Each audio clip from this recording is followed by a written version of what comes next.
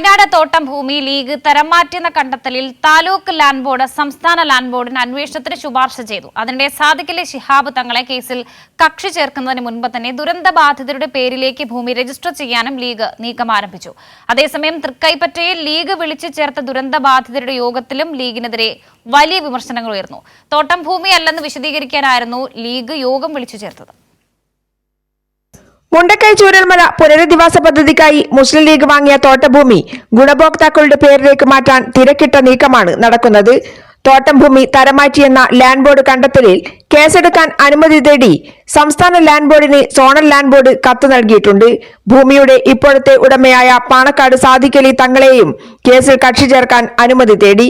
സാദിഖലി തങ്ങളുടെ പേരിലേക്ക് കൂടി നിയമ നടപടി എത്തുമെന്നത് മുന്നിൽ കണ്ടാണ് ഗുണഭോക്താക്കളുടെ പേരിലേക്ക് ഭൂമി മാറ്റാനുള്ള തിരക്കിട്ട നീക്കം നടക്കുന്നത്.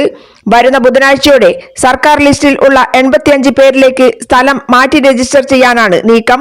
മുട്ടിലിൽ ചേർന്ന മുസ്ലിം ലീഗ് ഗുണഭോക്താക്കളുടെ യോഗത്തിൽ PK ബഷീർ MLA രജിസ്ട്രേഷൻ നടത്തുമെന്ന കാര്യം അറിയിച്ചിട്ടുണ്ട്. വീട് പൂർത്തിയാക്കിയ ശേഷം വീടും സ്ഥലവും ഒരുമിച്ച് രജിസ്റ്റർ ചെയ്ത് നൽകും എന്നായിരുന്നു ലീഗ് നേരത്തെ അറിയിച്ചത്. പദ്ധതിയെക്കുറിച്ച് പുറത്തുവരുന്ന വാർത്തകളിൽ ആശങ്കയറിയിച്ച ഗുണഭോക്താവിനോട് PK ബഷീർ MLA മോശമായ ഭാഷയിൽ സംസാരിച്ചെന്നും സൂചനയുണ്ട്. ചെങ്കല്ലാണോ കട്ടയാണോ വീട് നിർമ്മാണത്തിന് ഉപയോഗിക്കുക എന്ന് ചോദിച്ച ആളോട് ചെളി കൊണ്ടാണ് വീട് പണിയുക എന്നായിരുന്നു PK ബഷീറിന്റെ മറുപടി. PV Joshila, Kairali news, Wayanad.